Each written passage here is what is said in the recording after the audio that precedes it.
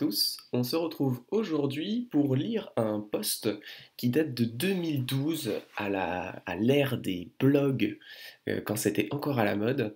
Et pourquoi on va lire ce petit blog? Parce que ce blog post, concrètement, c'est le blog post le plus influent et le plus populaire de tout le mouvement FIRE. Pour ceux qui ne savent pas, FIRE en anglais ça veut dire Financial Independence, Retire Early.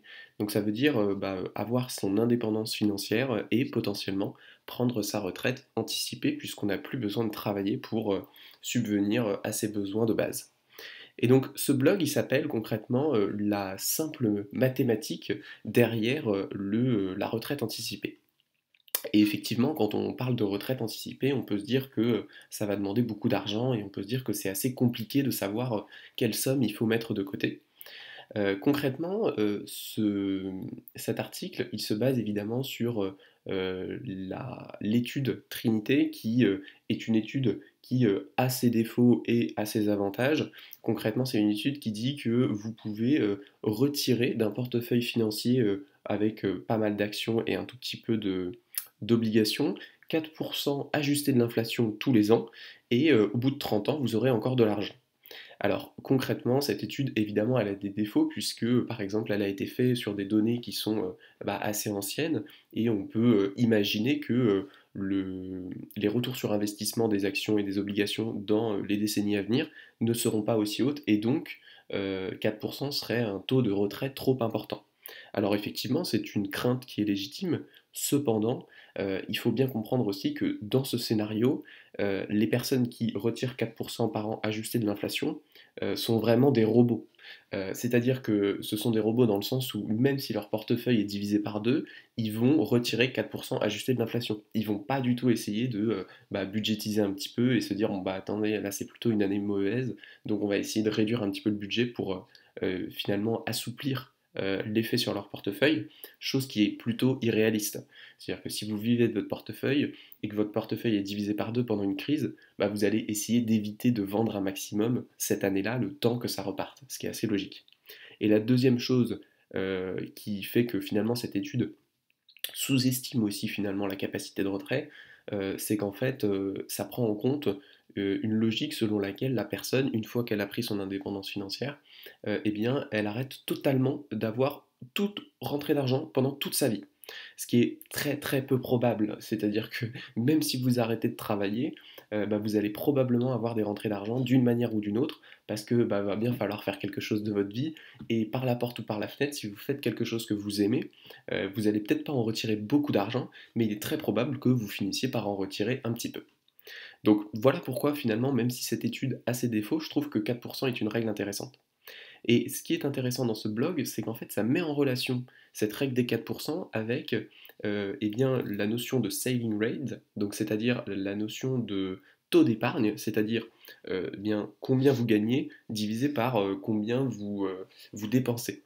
C'est-à-dire que si vous gagnez 2000 euros par mois et que vous épargnez 1000 euros par mois, vous avez un taux d'épargne de 50%. Et ici, on voit quelque chose de très intéressant sur cette table. Eh bien, en fait, c'est le nombre d'années que vous avez besoin de travailler avant d'être à la retraite en fonction justement de votre pourcentage d'épargne. Alors, c'est très intéressant parce qu'en fait, cette table, déjà, elle prend en compte uniquement des valeurs en pourcentage et non pas des valeurs absolues. Et ça, c'est très important parce que quand vous investissez pour vous-même, quand vous épargnez pour votre retraite, ça sert à rien de vous dire, bah voilà, moi je veux 500 000, moi je veux 1 million, moi je veux 10 millions. Il faut mettre ça en relation avec vos dépenses. La retraite de quelqu'un ne sera pas la retraite de quelqu'un d'autre. Et donc finalement, raisonner en termes de taux d'épargne, ça permet d'avoir quelque chose de beaucoup plus précis et de beaucoup plus personnalisé. Et donc là, ce qu'on voit finalement, c'est une courbe assez intéressante, c'est que si vous épargnez 5-10%, en fait, si vous voulez être indépendant financièrement, il va falloir que vous travailliez 66 ou 51 ans. Autant dire que en France, vous aurez votre retraite, si elle existe encore, avant même cette date. Donc à ce rythme-là, est-ce que c'est vraiment utile d'épargner? Ça se discute. Par contre, ce qu'on voit aussi, c'est que quand vous arrivez sur des taux d'épargne importants, eh bien ça se réduit très très vite. C'est-à-dire que on voit que par exemple à 30% d'épargne, vous n'êtes plus qu'à 28 ans. Donc déjà, 28 ans de travail pour être indépendant financièrement, bah, c'est déjà beaucoup mieux que dans la plupart des pays. Si vous commencez à travailler même, admettons, à 22 ans, ça veut dire que potentiellement vous êtes indépendant financièrement à 50 ans, ce qui est beaucoup plus tôt que la plupart des gens. Mais si vous arrivez à être plus agressif dans votre taux d'épargne, à aller par exemple à 50% de taux d'épargne, c'est-à-dire que vous gagnez 2000 euros, vous en mettez 1000 de côté, eh bien il vous suffira uniquement de travailler 17 ans pour eh bien, vivre de votre portefeuille. Et là où c'est intéressant, c'est bien évidemment quand vous atteignez des taux d'épargne très importants, aux alentours de 60-65%, et bien là on arrive à la barre fatidique des 10 ans. Donc c'est-à-dire que concrètement, si vous avez un portefeuille qui est bien construit et vous avez un taux d'épargne qui est très important, qui dépasse les 60%, techniquement, vous n'avez pas besoin de travailler plus de 10 ans pour subvenir à vos besoins d'un point de vue financier. Donc ça, c'est quand même extrêmement intéressant parce que euh, ça prouve que peu importe votre situation, dans le sens où, encore une fois, ce n'est pas des valeurs absolues. Même si vous ne gagnez pas beaucoup d'argent, si votre budget il est très faible, et bien finalement, vous allez pouvoir avoir un haut taux d'épargne et vous allez pouvoir très rapidement vivre de vos investissements. À savoir aussi que, bien évidemment, chaque situation est différente et si vous faites face à des dépenses contraintes très importantes, bah, vous allez devoir augmenter vos revenus pour augmenter votre taux d'épargne. Mais si vous avez très peu de contraintes et qu'il vous suffit de diminuer finalement vos dépenses pour augmenter mécaniquement votre taux d'épargne, bah, vous n'avez pas forcément besoin d'avoir un boulot très bien payé pour être indépendant financièrement rapidement. Et concrètement, ça c'est la simplicité finalement de ce blog post hein, qui est assez court hein, et qui ne fait que décrire finalement cette table. Eh bien c'est finalement ce blog post qui a motivé des milliers de personnes à investir et à budgétiser de manière beaucoup plus disciplinée, justement avec un goal, c'est-à-dire un objectif en vue beaucoup plus clair. Et je pense que c'est assez intéressant de s'en souvenir parce que ça peut motiver. Encore une fois, ça, ce sont des tableaux, c'est pas la réalité.